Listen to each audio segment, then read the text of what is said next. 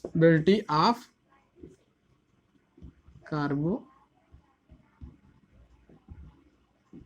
Stability of कार्बो anion. Stability of कार्बो anion की बात की जाए तो फर्स्टली रेजोनेंस होता है,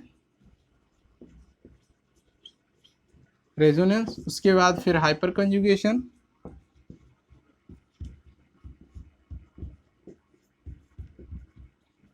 उसके बाद फिर इंडक्टिव इफेक्ट। क्या होता है? इंडक्टिव इफेक्ट, ये होता है सबसे ज्यादा रेजोनेंस, फिर हाइपर कंजुगेशन, उसके बाद इंडक्टिव। अब देखते हैं रेजोनेंस इफेक्ट के बारे में, उसके बारे में नहीं देखेंगे, मतलब क्वेश्चन करेंगे। अब देखिए क्या होगा क्वेश्चन में, इस प्रकार से होगा कि एक क्वेश्चन दे दिया मैंने आपको, और पहले तो मैं आपको बता दूंगा कैसे होगा, उसके बाद फिर यहाँ पे लोन पेयर लगा दिया मैं, CH CH3 CH3 CH2 CH3, अब यहाँ पे लोन पेयर, यहाँ पे लोन पेयर, ये हो गया। अब आपको स्टेबिलिटी बतानी है, स्टेबिलिटी ऑर्डर बतानी है आपको, बहुत इंपॉर्टेंट है ये। अब क्या लगेगा इसमें बताइए? हाइपर कंजुगेशन लगेगा? नहीं लगेगा। कैसे लगेगा तुम ही बताओ? मैंने हाइपर कंजुगेशन अच्छी तरह से पढ़ाया हुआ है आपको। देखिए यहाँ पे क्या होगा, ये इलेक्ट्रॉन इधर से देगा, इलेक्ट्रॉन इधर से देगा, इलेक्ट्रॉन इधर से देगा। तो हाइपर कंजुगेशन में अगर हम इसकी वो देखें, जो क्या बोलते हैं, अल्फा हाइड्रोजन, तो पहली बात तो बता दूं, जो निगेटिव वाला होता है, मतलब निगेटिव चार्ज जिस पे होता है, लोन पेयर जिस पे होता है, वो हाइपर कंजुगेशन नहीं देता है। ये कुछ मिनिमम केस में देते हैं जब इलेक्ट्रोनिगेटिविटी इसकी ज़्यादा हो, मतलब इलेक्ट्रॉन को खींचने वाला हो, जैसे कि नाइट्रोजन ग्रुप लग गया, तब जाके हाइपर कंजुगेशन होता है। ऐसे नहीं होता, इसकी बात नहीं करेंगे हाइपर कंजुगेशन की, तो देखेंगे इंडक्टिव इफेक्ट। इंडक्टिव इफेक्ट यहाँ पे लगेगा, इलेक्ट्रॉन यहाँ से देगा, यहाँ से देगा।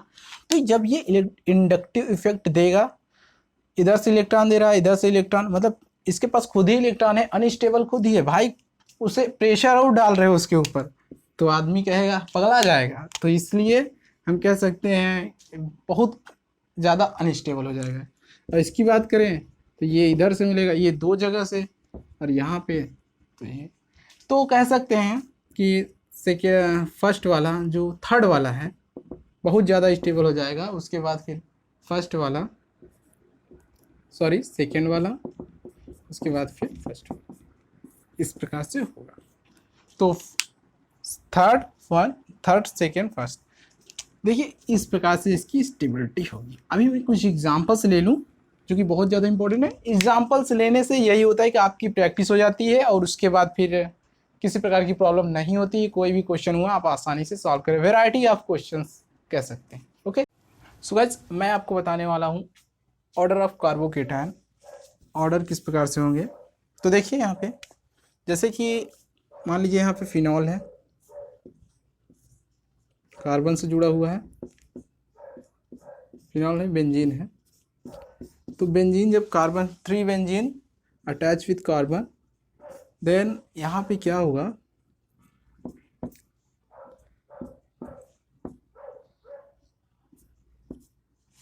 उसके बाद देखिए ये जैसे ही रेजोनेंस जिसकी रेजोनेंस स्ट्रक्चर ज़्यादा होता है, जिसका रेजोनेंस स्ट्रक्चर ज़्यादा होता है उसकी स्टेबिलिटी ज़्यादा होती है। मैंने आपको कार्बोकेटायन में बताया, ये देखिए मैंने बता दिया।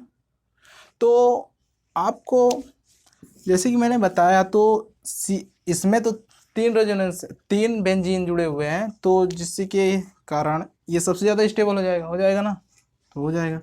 और उसके बाद फिर अब मैं लेता हूँ जैसे कि सेकेंड, अगर इसमें रेजोनेंस स्ट्रक्चर देखा जाए, जैसे कि कितने ज़्यादा रेजोनेंस स्ट्रक्चर बनेंगे आपको बता दूं मैं फ्रीली। देखिए जब यहाँ पे इलेक्ट्रॉन ये होगा, तो यहाँ पे निगेटिव आएगा, यहाँ पे निगेटिव, हाँ यहाँ पे निगेटिव आएगा, यहाँ पे निगेटिव, ऐसे ऐसे पूरा निगेटिव घूमेगा। ओके, तो यहाँ पे 1 2 3, तो कितने हो जाएंगे, 1 2 3, 3 यहाँ पे, 3 यहाँ पे, 3, तो 3 3 9 हो जाएंगे। 9 अल्फा 9 रेजोनेंस स्ट्रक्चर, 9 रेजोनेंस।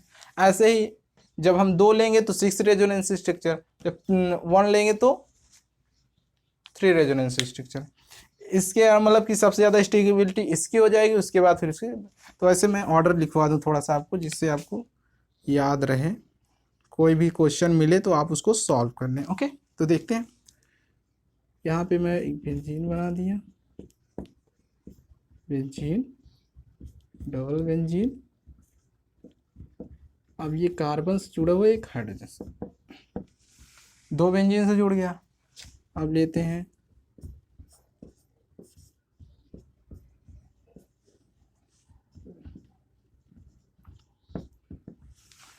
उसके बाद आप सोचिए कौन सा ज़्यादा स्टेबल होगा, एलाइल होगा कि विनाइल होगा। तो देखिए एलाइल की बात की जाए, CH2 CH double bond CH2, ये हो जाएगा, हो जाएगा कि नहीं, हो जाएगा, यहाँ पे 2 रहेगा। उसके बाद फिर अब जैसे कि फ्री रेडिकल में कार्बोकेटान में होता था कि जो 1 2 3 नहीं होता था, 3 2 1, 3 2 मतलब 3 डिग्री 2 डिग्री 1 डिग्री ऐसे जाता था। जैसे कि मैं आपको बता दूं, CH3 का होल थ्राइस C ऐसे होता था ना कि ट्राईमेथिल कार्बोकेटान, डाईमेथिल कार्बोकेटान और मेथिल कार्बोकेटान ऐसे होता था। लेकिन इसमें क्या होता है, वो पलट जाता है। मेरे कहने का अर्थ ये है CH3 CH2 is the more stable than CH3 का whole twice, CH is the second then CH3। दिख रहा है कि नहीं आपको, पहले थोड़ा सा देख, हाँ दिख रहा है, CH3 CH3 का whole twice CH, okay sorry CH। तो ये रहा आपका stability order, it's most important for you. So अब मैं आपको लिए कुछ क्वेश्चंस ले लूँ जिससे आपको सेटिस्फेक्शन हो जाएगा। वो क्वेश्चन ऐसा होगा जिसे आप लोग एक बार लगा लेंगे तो ये सब क्लियर हो जाएगा। ओके, हर एक कॉन्सेप्ट लग जाएगा, मेजोमेरिक हो गया, इंडक्टिव हो गया, सब लग जाएंगे तो आपको आसानी से आ जाएगा। तो देखते हैं वो क्वेश्चन, बहुत ही इंपॉर्टेंट है। तो देखिए वो क्वेश्चन। तो गाइस ये रहा क्वेश्चन, इसको सॉल्व कीजिए, बहुत ही इंपॉर्टेंट क्वेश्चन है। तो देखिए आई थिंक आप लोग सॉल्व कर चुके हैं। देखिए यहाँ पे क्या होगा, देखिए ये CH3 क्या होता है, यहाँ पे CH3 है, ओके, यहाँ पे कार्बन ग्रुप, यहाँ पे कार्बन ग्रुप, यहाँ पे कार्बन ग्रुप, यहाँ पे कार्बन ग्रुप, यहाँ पे कार्बन ग्रुप, यहाँ पे कार्बन ग्रुप, यहाँ यहाँ। तो अब क्या होगा, अब देखना है आपको। तो ये इलेक्ट्रॉन को देगा, ये इलेक्ट्रॉन को देगा, प्लस आई इफेक्ट हो जाएगा, क्यों हो जाएगा कि नहीं, और यहाँ पे रेजोनेंस इफेक्ट हो जाएगा, हो जाएगा। और यहाँ पे देखा जाए ये रेजोनेंस इफेक्ट होगा और उसके बाद फिर इलेक्ट्रॉन को ये देगा, तो क्या हो जाएगा, क्या हो जाएगा, प्लस आई इफेक्ट, यहाँ प्लस आई, यहाँ पे रेजोनेंस।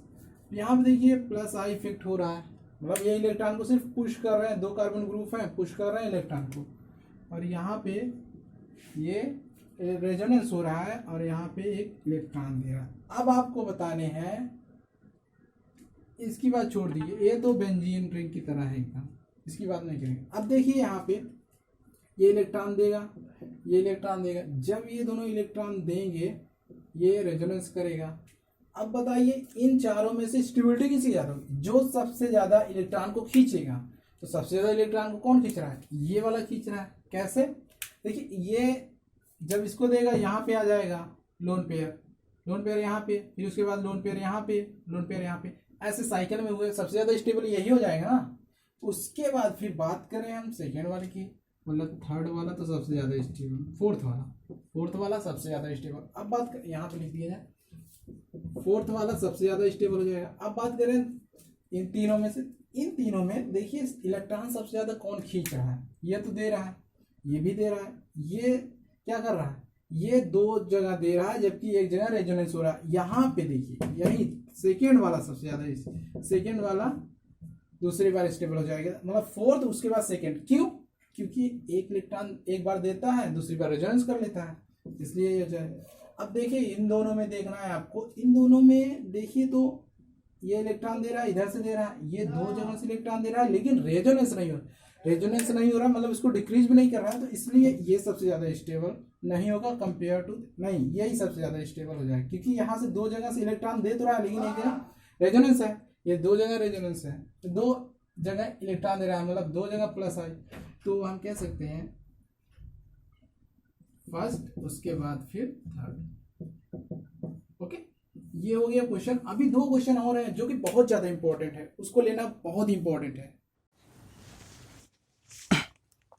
सो गाइस आपको स्टेबिलिटी ऑर्डर बतानी है, इसमें क्या होगा क्या नहीं। देखिए आप लोग पॉज कीजिए, सॉल्व कीजिए, देन आफ्टर मैं तो बताऊंगा ही।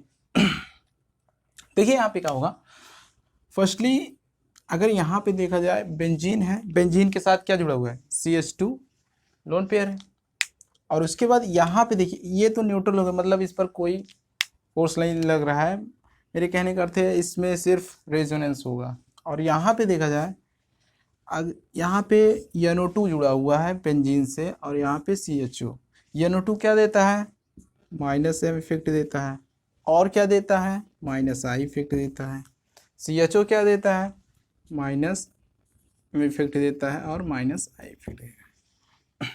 सो गाइस आपको कैसे पता चलेगा कि ये स्टेबल है कि नहीं स्टेबल है, तो मैंने प्लस मतलब मेजोमेरिक इफेक्ट पढ़ाया हुआ है, जिससे के कारण आप समझ सकते हैं।